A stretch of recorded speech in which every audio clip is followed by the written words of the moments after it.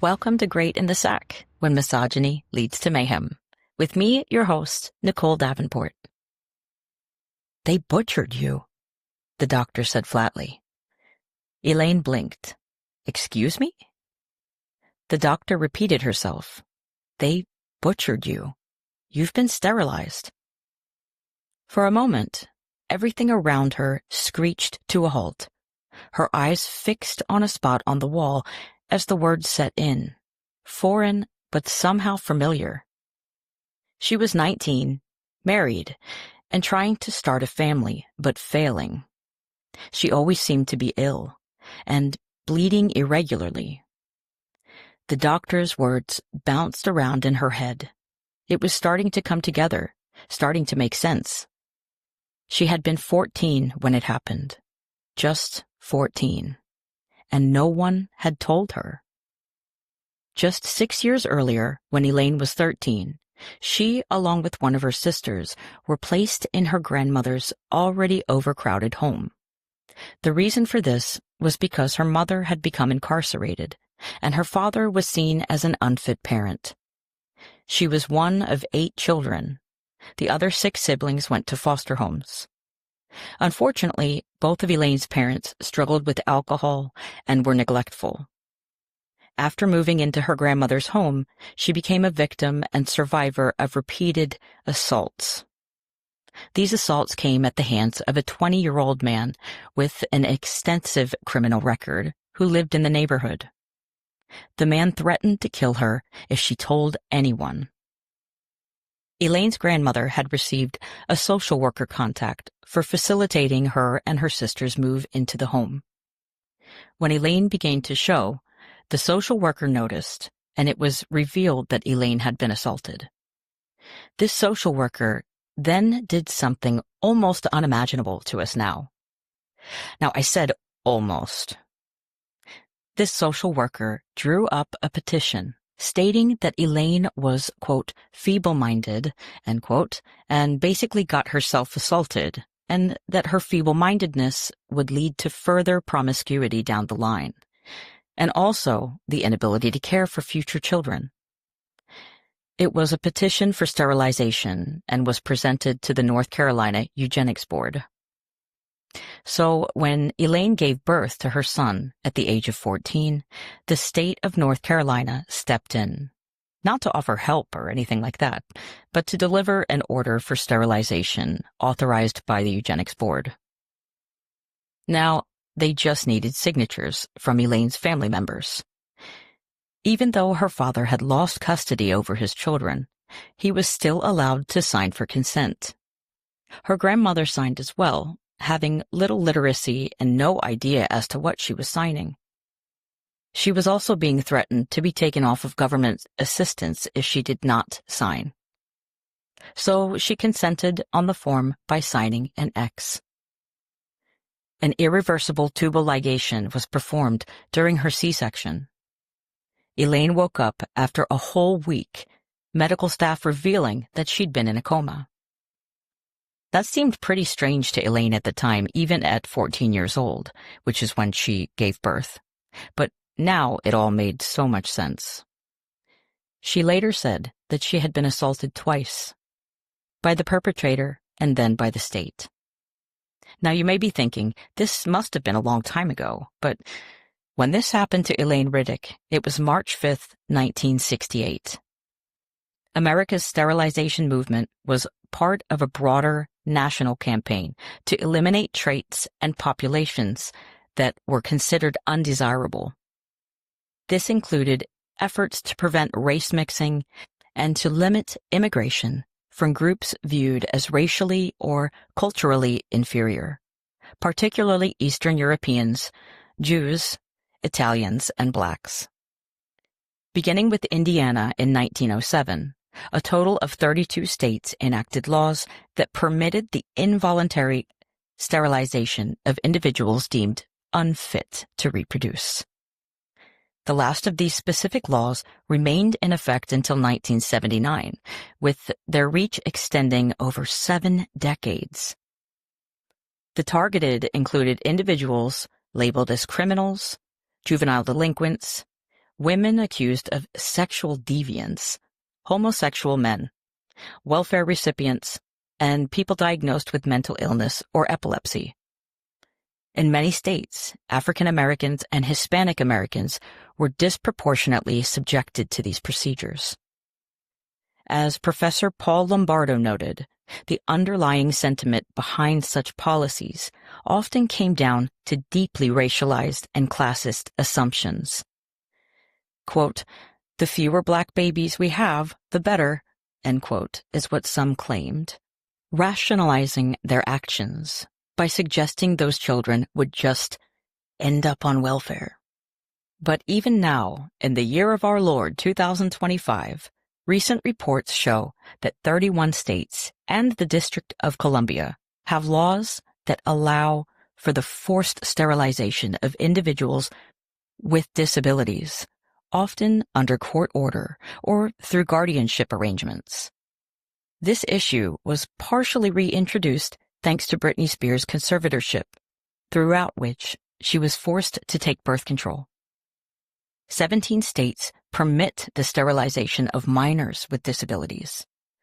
Only a few states, such as North Carolina and Alaska, have explicit prohibitions against forced sterilization of individuals under guardianship, probably due to their brutal history with eugenics.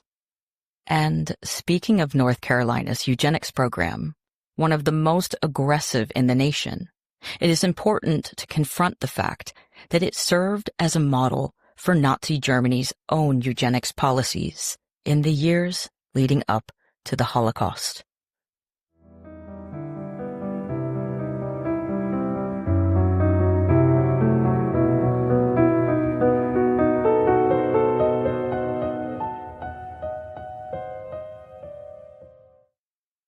This episode of Great in the Sack, When Misogyny Leads to Mayhem, is dedicated to all of those living at the margins.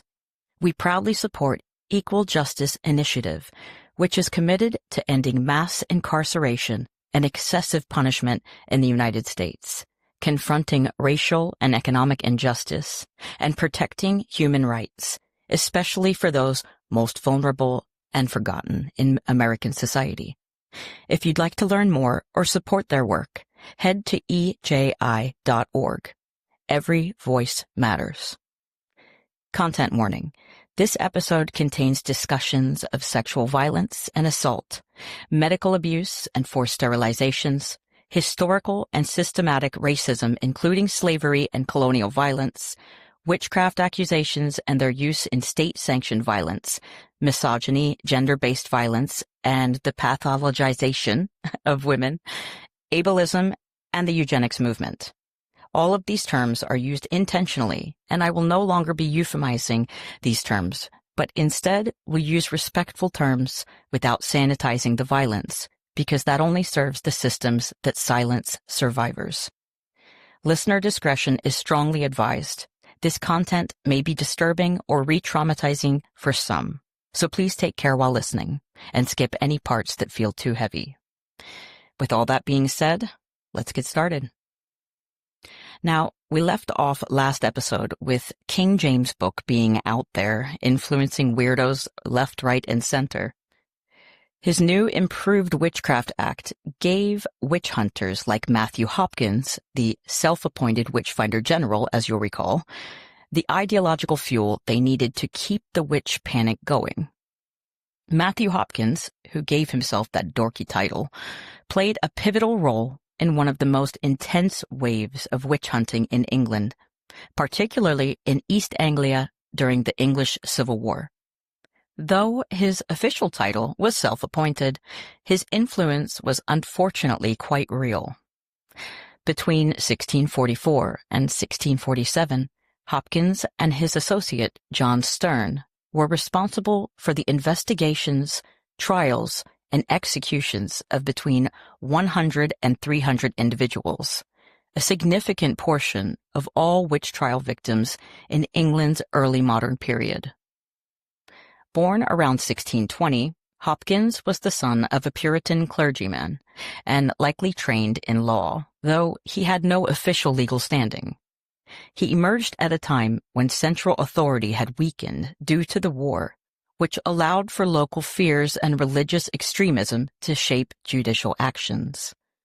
Communities, destabilized by conflict, were especially vulnerable to panic over perceived witchcraft, which was increasingly tied to both theological anxieties and local social tensions. Hopkins utilized a variety of harsh and often legally dubious interrogation methods, including extended sleep deprivation, which they called watching, the tried and true searching for devil's marks, and the swimming test, where accused persons were bound and submerged. Those who floated were considered guilty because the water hath rejected them. And, of course, those who sank were rarely saved in time from drowning. Torture was officially banned in England, but Hopkins operated in a legal gray area where such practices were tacitly tolerated or overlooked. He was not a volunteer in this role either, just to be clear. Towns and parishes paid him for his services, sometimes in substantial sums too, which may have created incentives to escalate accusations. While there is limited documentation of Hopkins directly profiting through confiscated property, the financial element of his work is well established and, to be honest, quite obvious.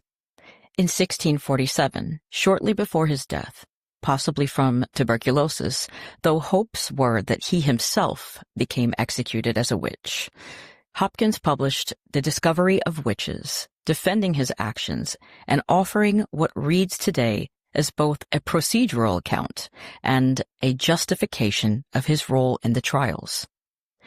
The Witchfinder General's activities marked a turning point in English witch trials. I think it's fair to say that his extreme violence may have helped to finally break the spell over people obsessed with witches. After his death, public attitudes began to shift. His extremism became a cautionary tale, and skepticism concerning witch-hunting practices grew in both legal and theological circles. In the rest of the areas of present-day Europe and Scandinavia, however, the witch hunts persisted. In Ribe, Denmark, the 1641 case of Maren Splid stands out. Maren, a prosperous tailor's wife known for her sharp tongue, became the target of a rival's accusations. Despite initial acquittal, King Christian IV personally intervened, leading to her retrial and execution. The king's involvement underscored how personal vendettas could intertwine with state mechanisms, turning justice into a tool for settling scores. By the 1660s, a new wave of trials exploded in the northern German area, though it was the area of southern Germany that was previously affected. Back to Sweden, during a time of growing Protestantism, the regions of Mora and Älvdalen became epicenters of hysteria during the period known as Det stora oväsendet, which means the great noise. In Mora 1669, a commission interrogated 60 adults and numerous children over a 5-day period. The testimonies, primarily from children, spoke of abductions to the witches' Sabbath called Blå Kula, flying on goats and pacts with the devil. These accounts led to the execution of 23 adults and 15 children. Notably, the trials in Älvdalen in 1668 marked the beginning of Sweden's witch hunt wave, resulting in multiple executions based on similar child testimonies. But by 1682, the tide finally began to turn. King Louis XIV of France prohibited further witchcraft trials in his country. That same year, Mary Trembles and Susanna Edwards were the last known women to be hanged for witchcraft in England. And just like that, the centuries of bloodshed began to sputter to a halt.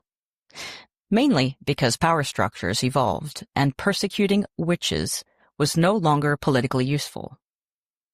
While Europe grappled with the decline of witch hunts, other parts of the world were experiencing their own shifts.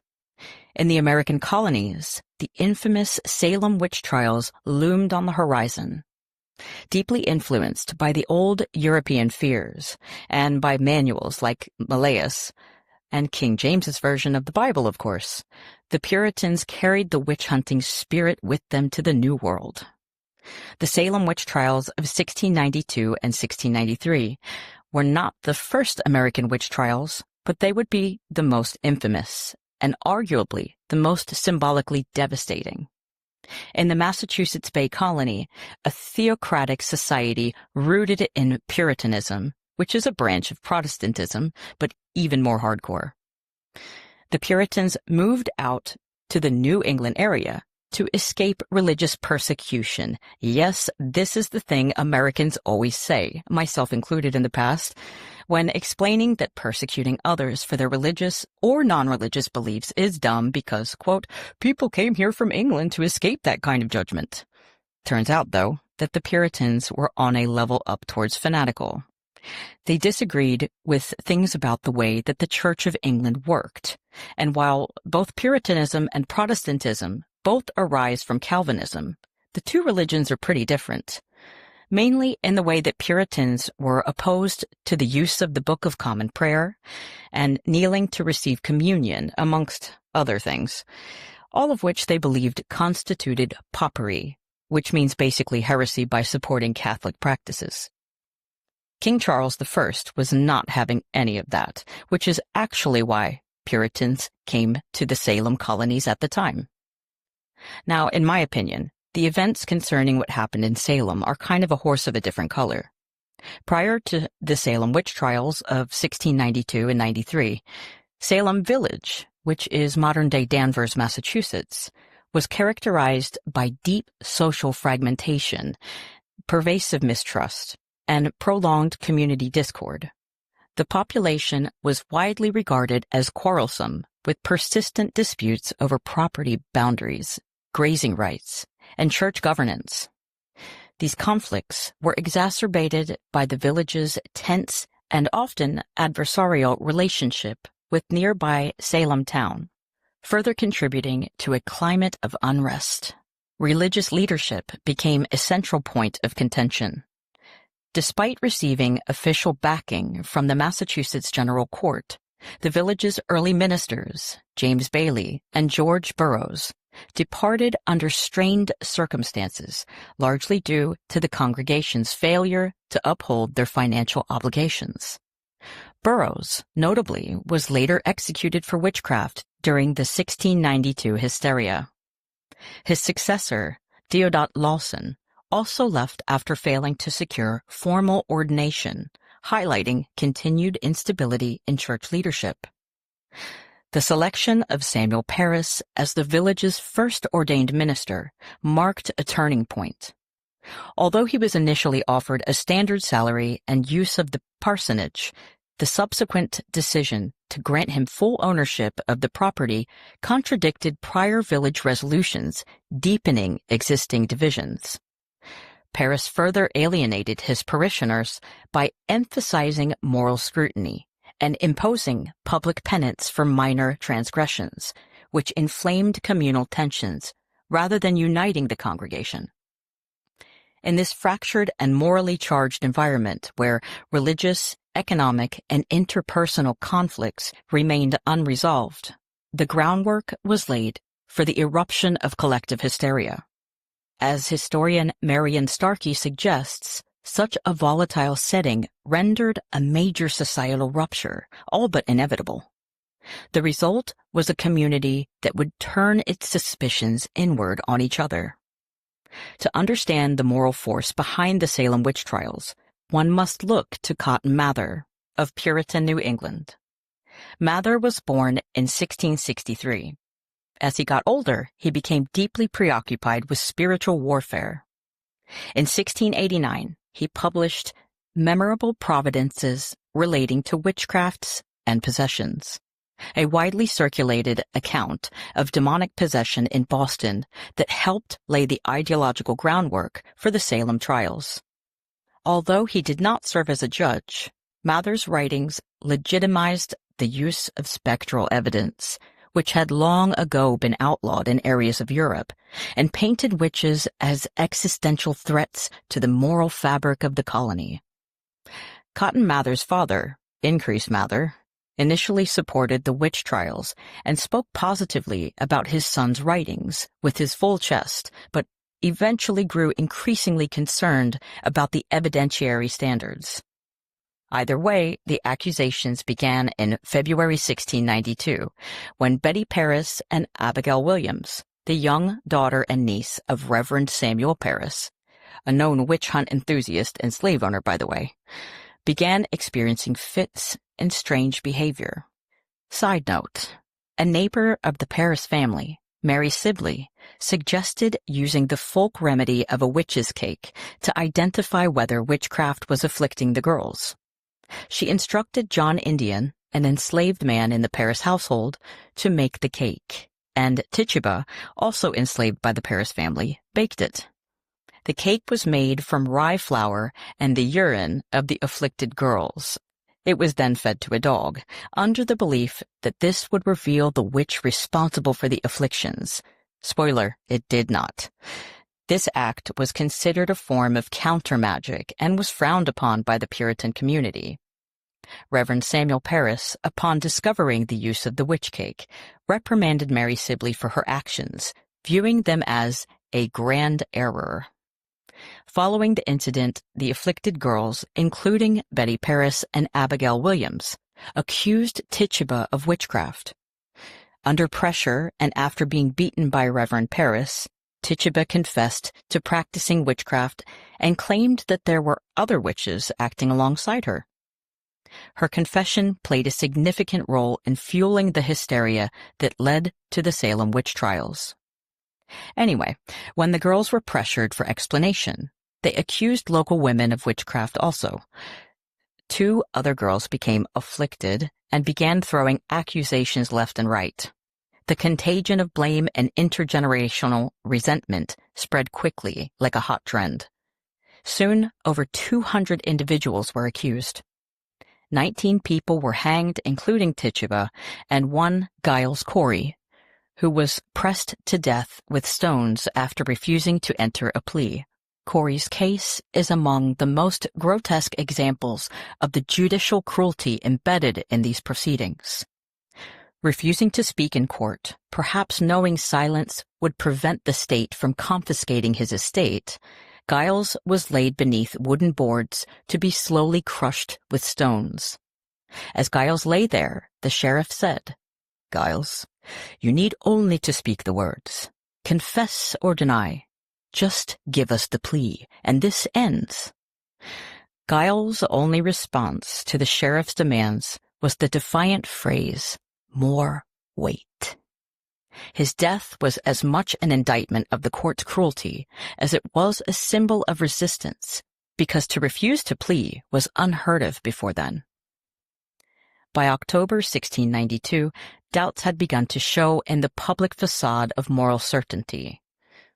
Massachusetts Governor William Phips, alarmed by the spread of accusations and the growing social disorder, dissolved the special court of Oyez and Termine, which had been formed specially for these trials, and forbade further arrests. Spectral evidence was finally discredited. The last executions occurred in September 1692, and the final trials wrapped up in early 1693, with many convictions overturned and survivors released. A year later, the General Court declared a day of fasting and soul-searching. In 1711, monetary restitution was offered to the families of some victims, but for many, the damage was beyond repair. In 1693, Increase Mather, father of Cotton Mather, if you recall, published Cases of Conscience Concerning Evil Spirits, which criticized the reliance on spectral evidence. As I said before, spectral evidence was long ago disregarded in the trials of Europe, around when evidence or proof was required for witch accusations, which was the basic dehumanization of women by checking for these so-called witch marks. Either way, this helped to bring an end to the executions. The Salem witch trials marked the final outbreak of witch hunting in the literal sense in the Western world. In their wake, the notion of the witch hunt began to evolve as a cultural metaphor, a language for understanding what happens when societies weaponize authority. We will also see, much later, the perverse, bastardized way in which the term witch hunt can be used. In the years that followed the Salem witch trials, there was what I like to call a sort of spiritual hangover, because eventually the people of Massachusetts had to look at themselves and ask, what have we done? And I can only imagine the answers weren't easy. Some judges, like Samuel Sewall, did publicly confess their guilt. Also, one of the primary accusers during the trials publicly confessed in 1706 that her accusations had been false. She was the only one of the accusers to do this. It was Ann Putnam, Jr., at age 27, who stood before the Salem village congregation as Reverend Joseph Green read her written confession.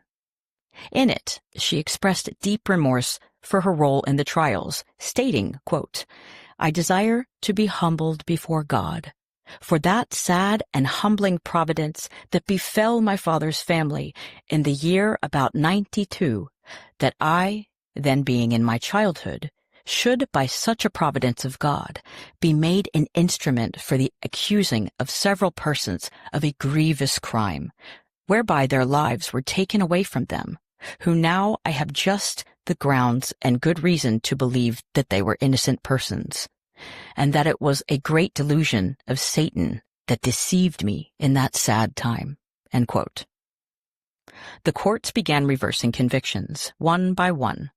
Some families received compensation, if you can even call it that. Money for the loss of a wife, a husband, or a child.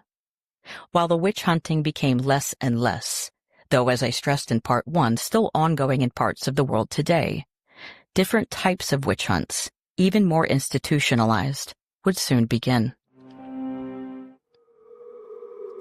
In part 1, I said that othering people isn't natural, that it's learned, and I stand by that. But it's also true that our brains are wired for survival. Humans throughout history have sought out safety, found patterns for survival, and protected the group because there was power and security in numbers. That is in our genes. But biology doesn't tell us who to fear. Culture does that job. And there's a phrase in evolutionary psychology that says, quote, "Genes hold culture on a leash." We discussed this concept in episode number 7 regarding evolutionary psychology and inceldom. It means that biology sets the stage, but culture directs the play. The instinct to defend ourselves might be ancient, but who we decide is dangerous, that's a story we're taught. So while we aren't born fearing our neighbors, we are born into a world that teaches us who to blame when things go wrong. Now, nearly a century later, around the late 1700s, the war against England was settling down across the 13 original colonies in America. Enlightenment ideals were filling Europe, but only for certain classes and races, keep in mind. The French Revolution was right around the corner. Thinkers like Voltaire and Rousseau were dominating the intellectual scene. This is the so-called modern era that has the balls to call itself the Age of Enlightenment. I know, I can't use today's logic for the vibes of yester-century. It's just that all that enlightenment did nothing to stop, for example, the Atlantic slave trade, which was in full swing. The othering of slave trading wasn't always centered around ideas of racial superiority. In ancient Greece, the term barbaros, which we get the word barbarian, originally referred to anyone who did not speak Greek. The name came from the Greeks' perception that foreign languages sounded like bar bar bar, a kind of gibberish or unintelligible noise, hence barbaros. Importantly, this distinction was not based on race as we think of it today. The Greeks didn't categorize or other people by skin color or physical features, but by language, customs, dress, and political organization. Greeks saw themselves as culturally and intellectually superior, associating outsiders with disorder, despotism, or irrationality, especially those from Persia or Eastern empires. So, in that sense, the term barbarian was about being foreign or culturally other, not racially inferior. It was a marker or cultural difference, not biological hierarchy. Basically, anyone who wasn't Greek was seen as inferior, but they could become Greek by behaving, dressing, and speaking like Greeks. This did not save non-Greeks from slavery, however. It is fair to say, though, that Greeks enslaved other Greeks too, so being Greek did not guarantee freedom either. Entire Greek cities could be conquered and the inhabitants enslaved. So while there was a cultural divide between Greeks and non-Greeks, slavery was more of a function of power and domination rather than a strictly ethnic or racial institution, as it would become later. By the time that the trans-Saharan and Arab slave trades from the 7th century onward, there was a change in the way slave trading began to look, literally. This particular slave trade lasted over 1,300 years, and though not based purely on race, it did reinforce anti-black ideologies in many parts of the Islamic world. Enslaved women were often used for concubinage, while men were castrated and used in military or domestic service. The transatlantic slave trade occurred from the mid-16th century to the 1860s and exemplified when slavery really became systematically racialized, though it had been heading in that direction for some time. Blackness itself became associated with slavery. Between 12 to 15 million Africans were taken across the Atlantic, though many more died during capture or transport. Equal Justice Initiative states that, quote, the abduction, abuse, and enslavement of Africans by Europeans for nearly 5 centuries dramatically altered the global landscape and created a legacy of suffering and bigotry that can still be seen today, end quote. Now you may be asking, how does slave trading relate with witch hunts? Well, they both have similar elements to them. Just as European witch hunts disproportionately targeted women who were poor, unmarried, outspoken, or simply inconvenient to the social order, the enslavement of people of West Africa often began with the vulnerable, war captives, orphans, widows, people accused of crimes or disruptive behaviors, or even outsiders from marginalized ethnic groups. Often, people were branded as criminals or enemies with flimsy justification, in some cases not unlike how women were branded witches. As the demand for slaves rose due to European influence, inter-African conflict intensified, and enslaving others became a way to protect your own, or to appease colonial powers and preserve social order. Both witch hunts and the transatlantic slave trade normalized cruelty. Within the witch hunts, public trials, torture, and executions were justified as moral and necessary. In the slave trade, the dehumanization of captives was rationalized as an economic or even spiritual duty. There was also a particularly brutal gendered aspect to the transatlantic slave trade. Female captives were often sexually exploited, both during capture and in transit. Women were sometimes preferred in slave markets for domestic or reproductive labor, echoing the control over female bodies seen in witch trials. Like witch accusations, enslaving others could be used to consolidate local power. Leaders or rivals could accuse others of wrongdoing and sell them into slavery, just as accusations of witchcraft often removed political or social threats. And guess what? I bet you've already guessed. In colonial Africa, witchcraft accusations and the transatlantic slave trade were deeply intertwined, both reflecting and reinforcing complex social dynamics.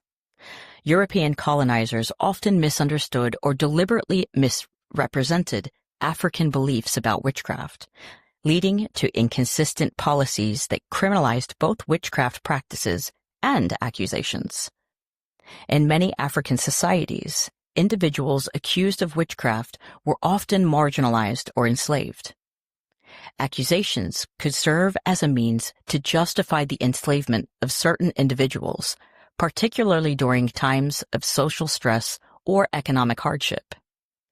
This practice was not uniform across the continent, but was present in various regions where the slave trade was active.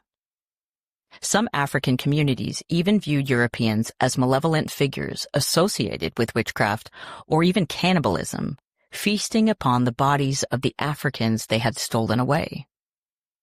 These perceptions were fueled by the brutal realities of the slave trade and the mysterious fates of those taken away.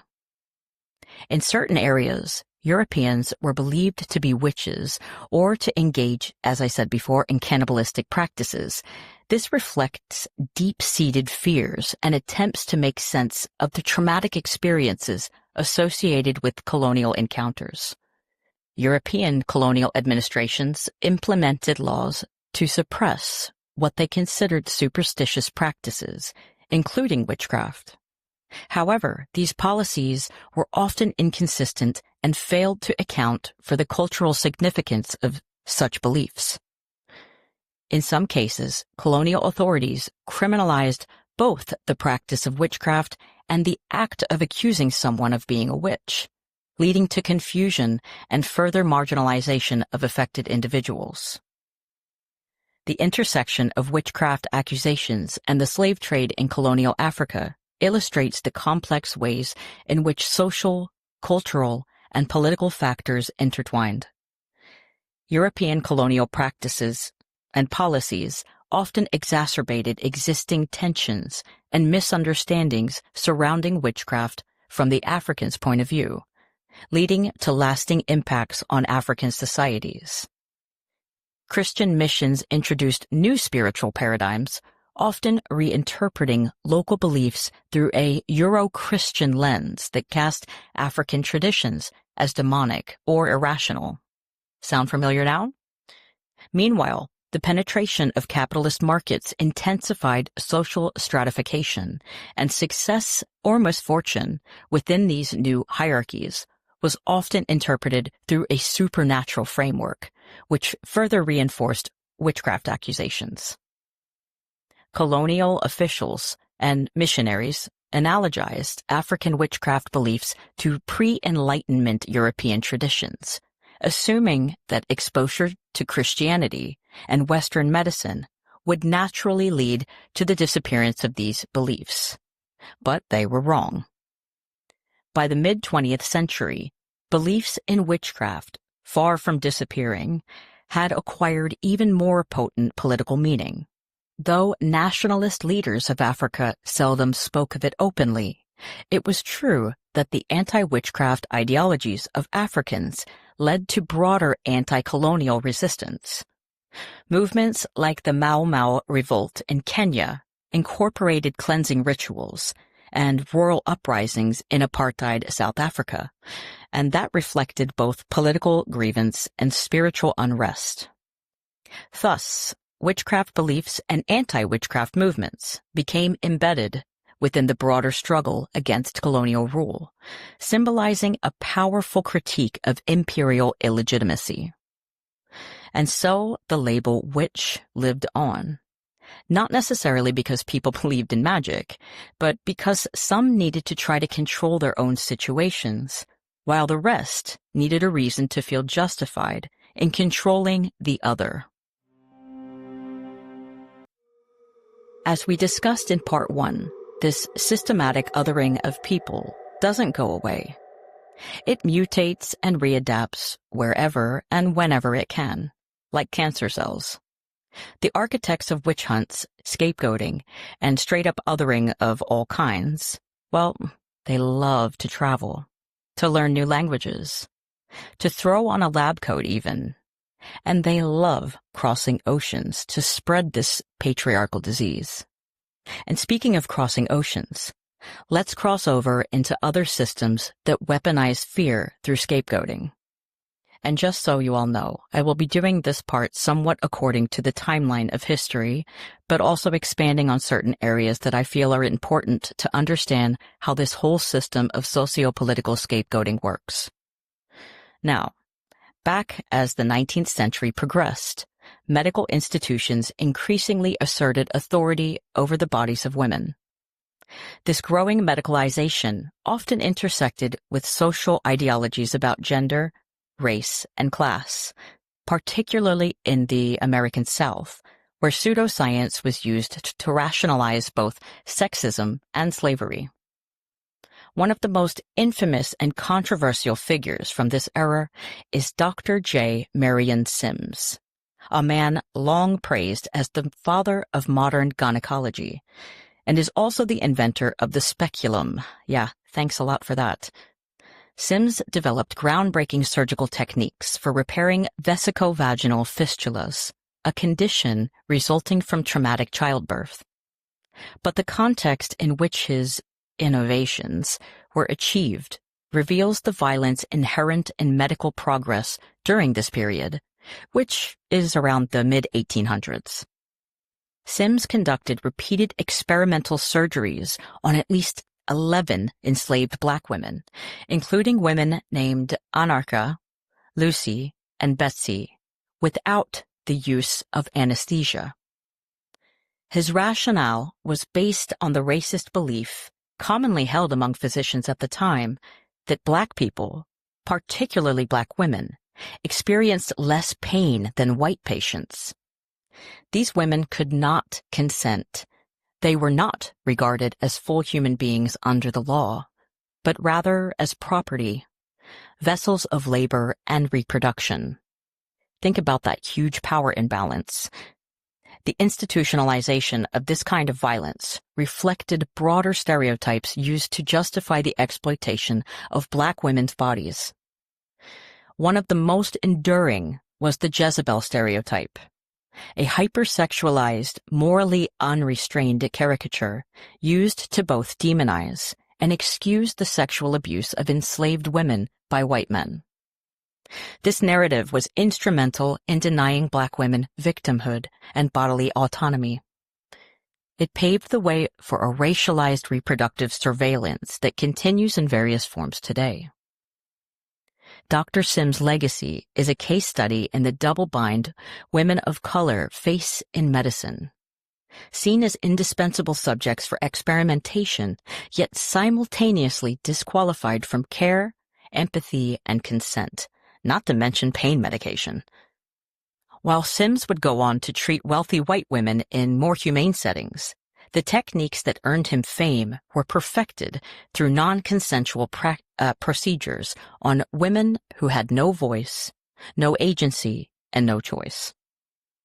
These early gynecological practices are not outliers in the history of medicine either. They form a critical link in a broader pattern: the use of medical authority to pathologize, discipline, and control the bodies of those deemed as other, whether by gender, race, or class. Understanding this history is essential. It challenges us to confront how the foundations of modern science were often built not in sterile laboratories or academic halls, but on the backs of the enslaved, the poor, and the silenced. Now, while witch hunts tried to burn the independence out of women, it will become increasingly obvious that the 19th century tried to medicate it away. The Enlightenment gave way to the Industrial Age, but for women, progress often looked like new ways to pathologize our existence. Hysteria, from the Greek word hystera, meaning womb, became the diagnosis for almost anything that made a woman inconvenient. Melancholy, defiance, too much desire, not enough desire, or simply too much thinking. The idea wasn't new. Plato believed the womb could become restless and travel through the body, basically hitchhiking its way up toward the lungs and quite possibly suffocating a woman from within. That belief, as absurd as it sounds now, echoed across centuries, quietly justifying women's exclusion from power, property ownership, and autonomy. In earlier days, women suffering from so-called hysteria might have turned to midwives who treated pelvic distress through massage, a practice considered therapeutic, not sexual. But as medicine became professionalized and, of course, male-dominated, midwives were pushed out and male doctors took over. Suddenly, the same procedure was cloaked in clinical detachment, even as it could require repeated genital stimulation to, quote, relieve a woman of her hysteria. It's not just the act that's disturbing, it's the way women were treated as problems in need of fixing, not as patients. By the late 19th century, hysteria had become a spectacle, quite literally. In Paris, neurologist Jean-Martin Charcot held public demonstrations at the Salpêtrière hospital, excuse me if I butchered that, where hysterical women were displayed in lecture halls like scientific exhibits. Under hypnosis, they'd twitch, moan, or collapse, and Charcot would lecture about their nervous dysfunctions to a room full of men. These women, many of whom were institutionalized against their will, became like stage props of early neurology. One of Charcot's students was the Sigmund Freud. Freud would later redefine hysteria, shifting it from the body to the mind, introducing ideas of repression and trauma. But while Freud's theories cooked psychology up, they also kept the lens pointed inward. The question was never, what has been done to her, but instead, what is wrong with her? Because let's face it, that first question would have been considered somewhat radical for the time. So by the turn of the 20th century, the message was clear. If a woman was difficult because she was overwhelmed, frustrated by her circumstances, or just plain speaking up for herself, it wasn't society that needed to adapt. To finally begin valuing the women and all of their unpaid labor done in the home. No. It was her that should adapt. Stop being so emotional. Try smiling more. I bet women walked around with huge smiles plastered to their faces. I mean, imagine the fear of being accused of being hysterical, knowing the events that could follow. This belief in hysteria led to what became known as the rest cure. Developed by American physician Silas Vere Mitchell, the treatment involved isolating women in darkened rooms, forbidding them from reading, writing, or talking too much. Basically anything that might stimulate the mind in any way. The rest cure meant basically institutionalization.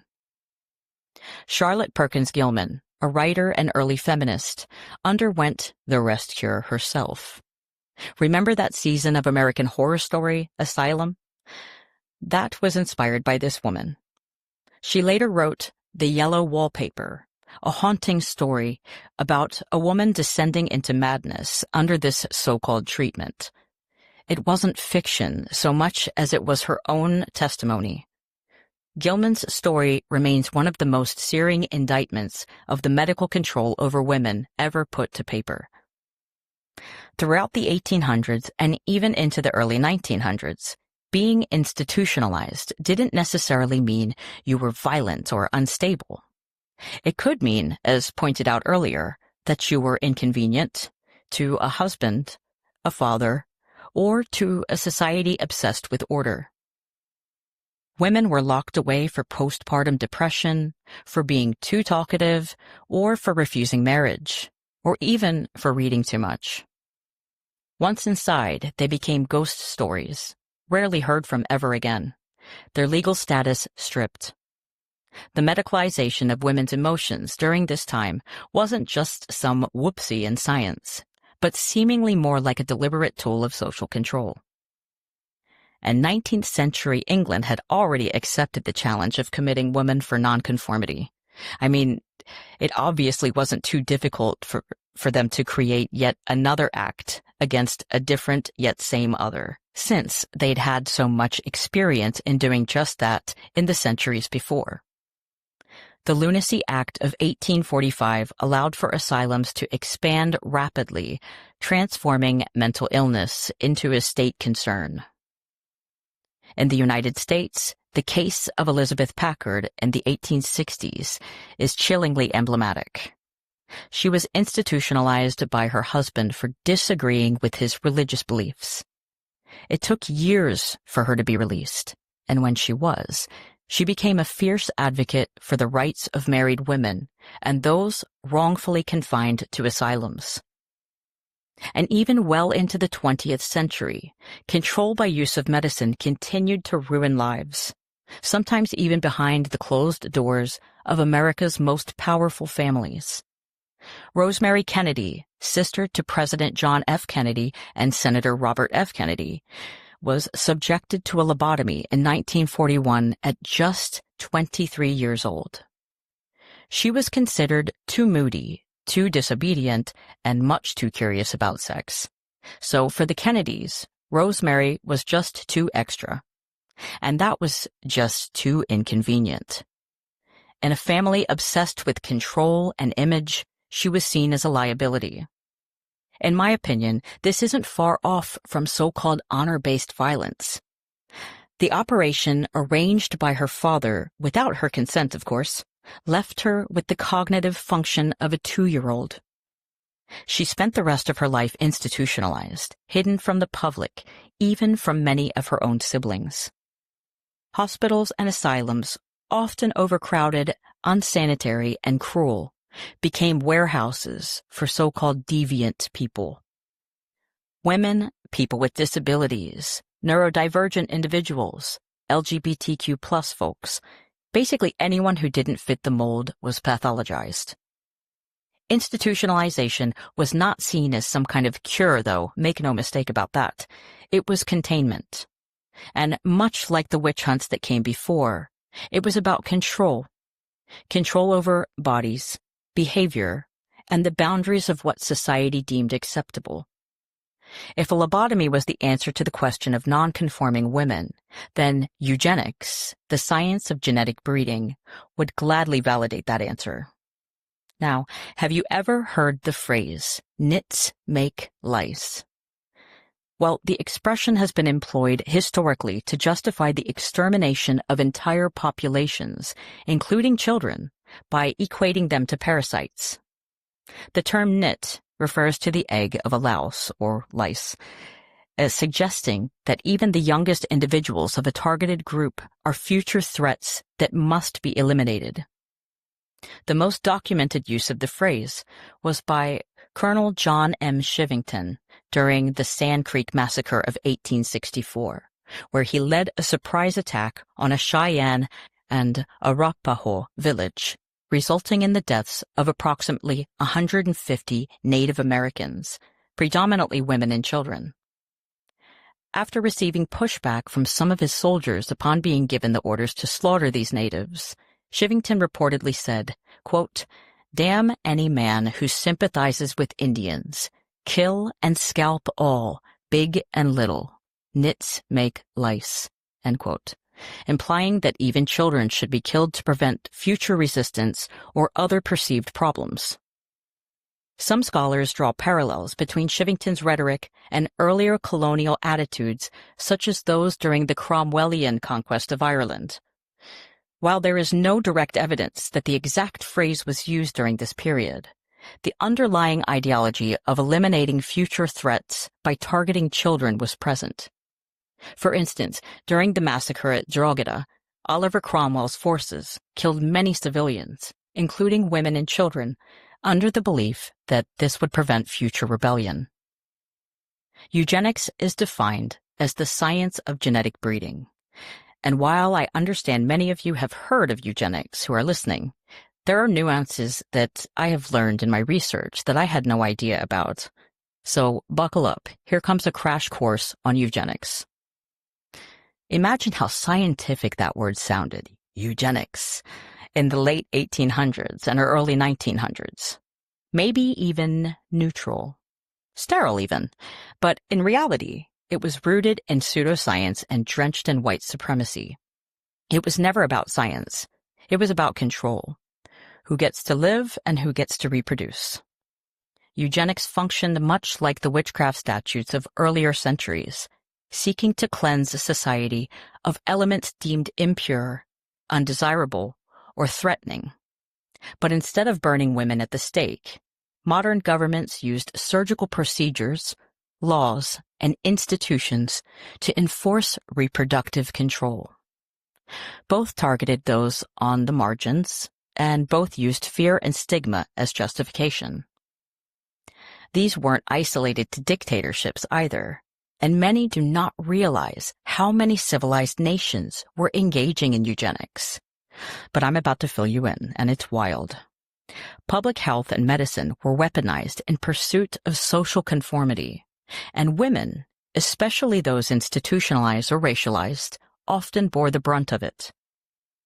At this point, I should say that there is what's called positive eugenics and negative eugenics. Positive eugenics is still used even today. Think about selective IVF and the screening of embryos for genetic mutations. I think most people have an idea of what negative eugenics is. It basically aims to reduce reproduction among people with traits seen as undesirable, often through forced sterilization, marriage restrictions, or even genocide. Now, Charles Darwin published Origin of Species in 1859.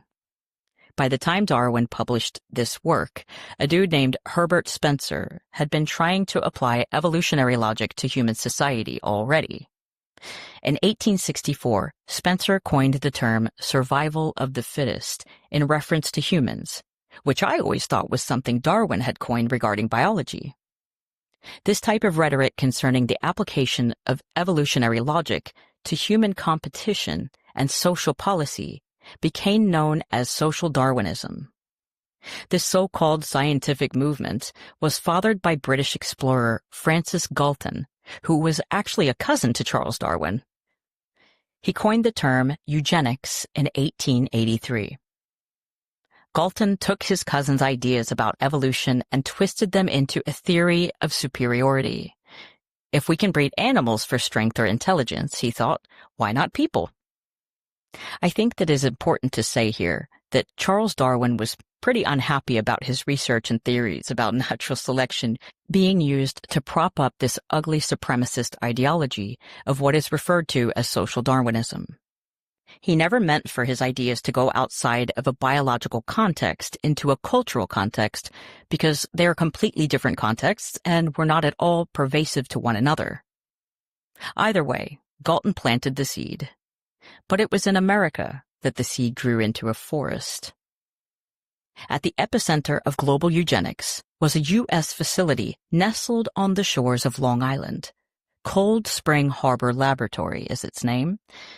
It was there, under the direction of the very classist and very racist biologist Charles Davenport, no relation, thank you very much, that the Eugenics Record Office, the ERO, was founded in 1910.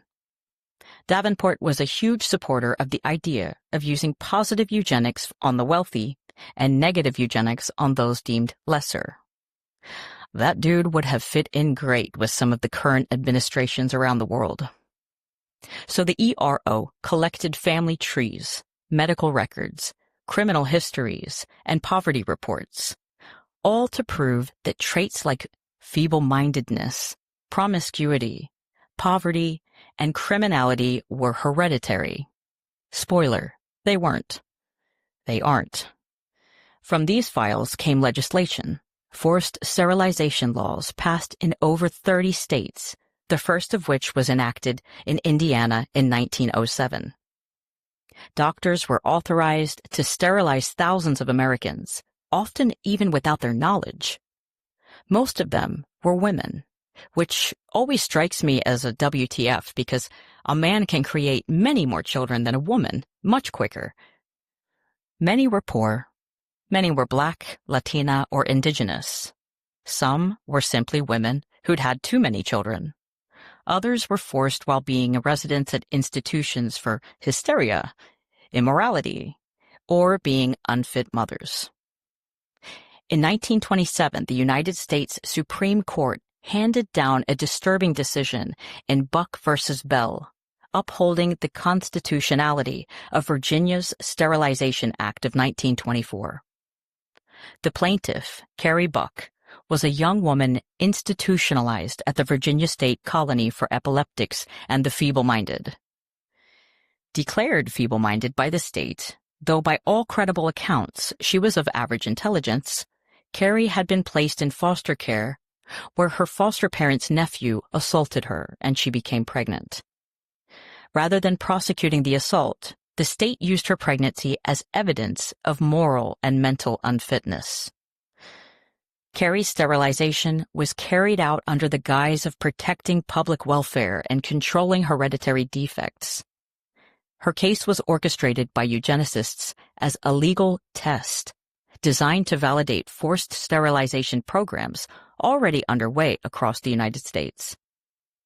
An infamous quote by Justice Oliver Wendell Holmes, Jr. about the case reads, quote, "3 generations of imbeciles are enough," end quote, referring to Carrie's mother, herself, and her child born out of assault. The ruling class paved the way for the sterilization of over 60,000 people in the United States under similar laws, disproportionately affecting women, the poor, people of color, and those with disabilities. Buck versus Bell was never overturned. Carrie Buck's story exposes how pseudoscience, misogyny, and classism were codified into law under the banner of public health, transforming eugenics from theory into state-sanctioned violence. And it is also closely echoed by Elaine Riddick's case 41 years later, whom I spoke about in the beginning of this episode. In the broader sense, eugenics policies erupted all over the world through acts which are again, in my opinion, reminiscent of the Witchcraft Acts. Germany followed suit to the U.S. in 1933, using American eugenics policy as a blueprint for the law for prevention of hereditarily diseased offspring. As discussed in the beginning of the episode, the Nazis were particularly inspired by American eugenics laws. They even cited these laws within their own, which led to the forced sterilization of roughly 400,000 people and laid the ideological groundwork for the Nazis' genocide against the Jews. The Holocaust, in many ways, was an extension of state-led eugenic thinking taken to its extreme.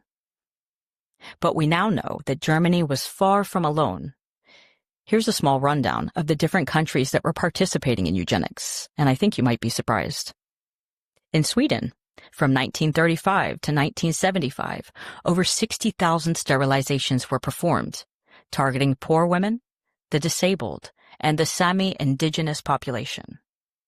Canada's eugenic period went from 1928 all the way up to 1972 in Alberta. Sterilization laws were disproportionately used on indigenous women and patients in their psychiatric hospitals.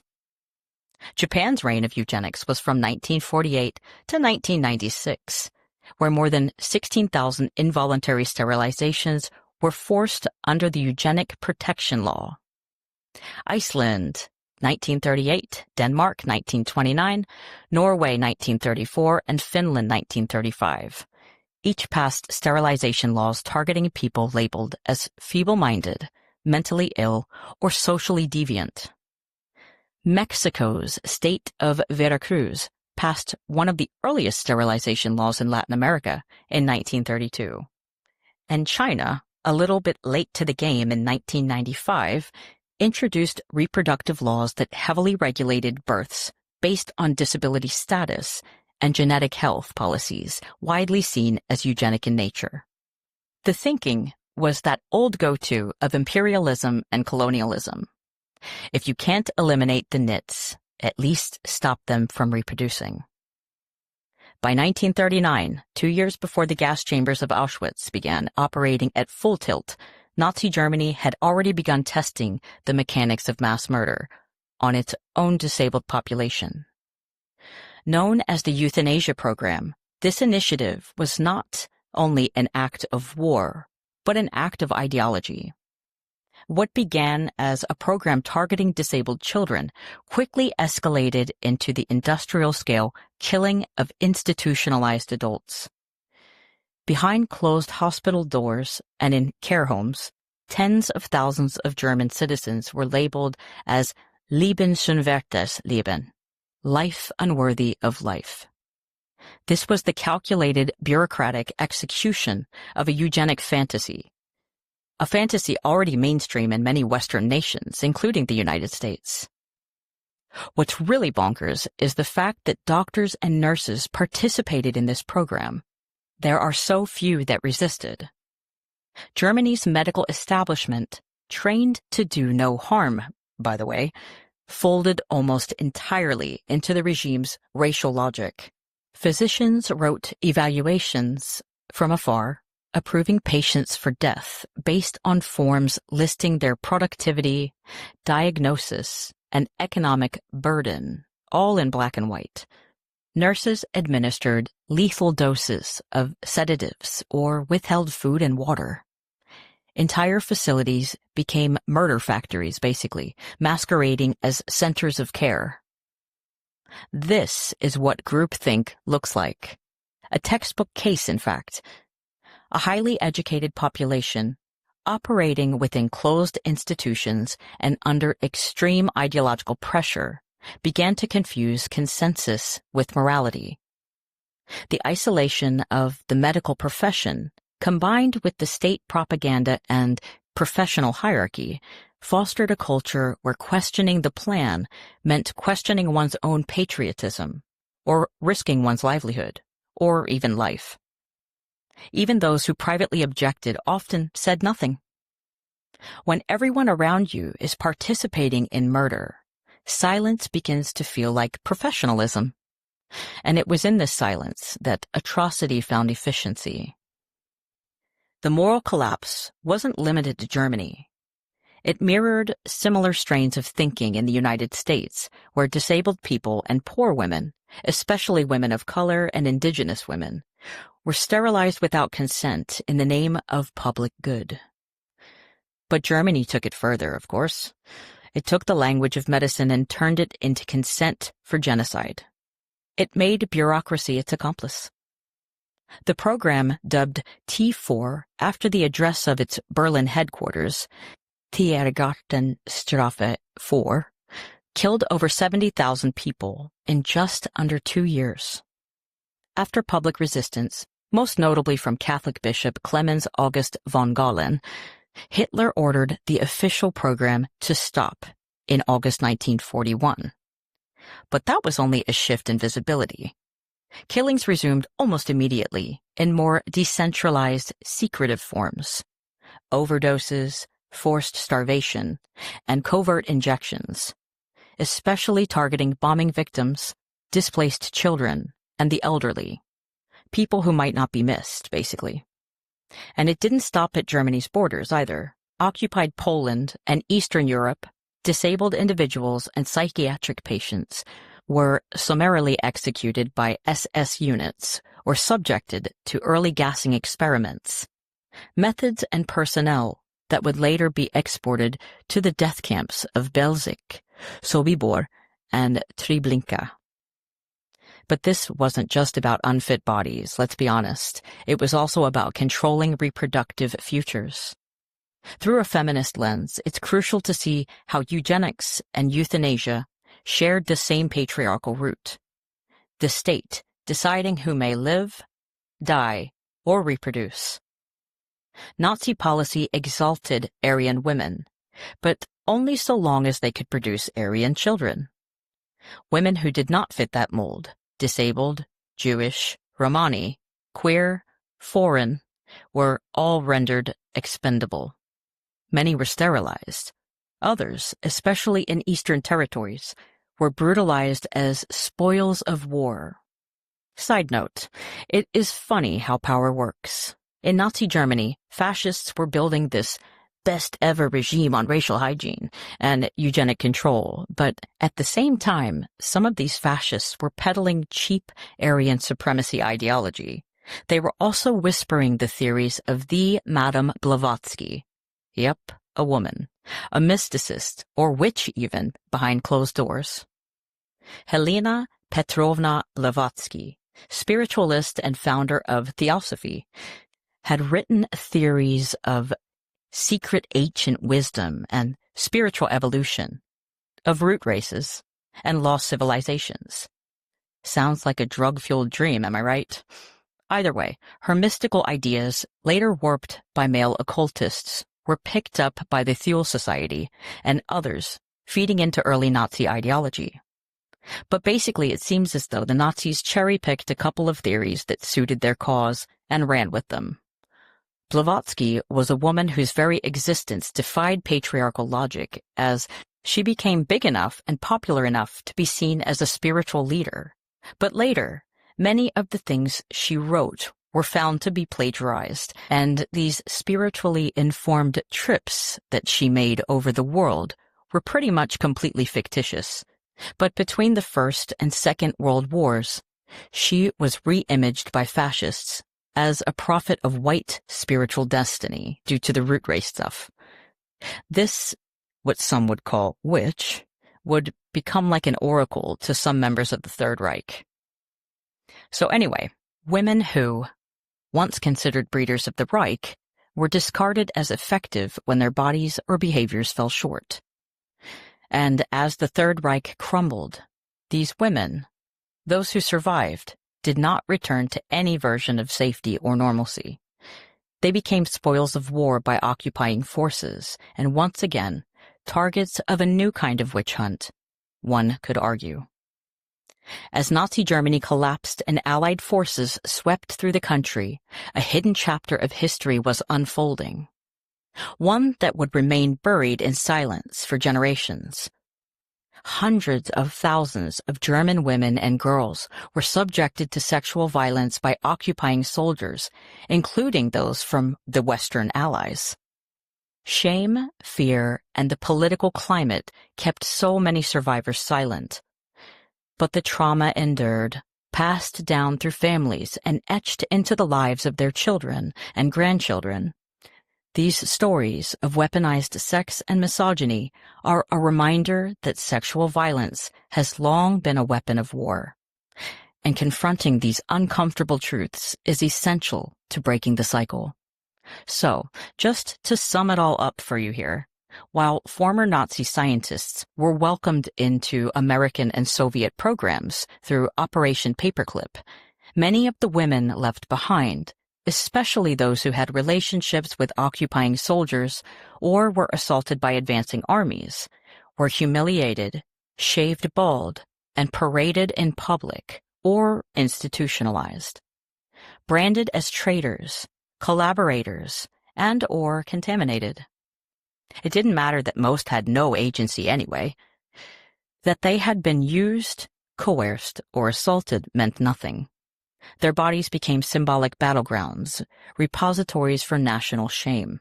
It echoed the centuries-old rhythms of the witch hunts, not in the traditional sense of the name, but in form. The policing of women's sexuality, the moral panic around contamination, and the desire to cleanse the social fabric by purging the feminine other.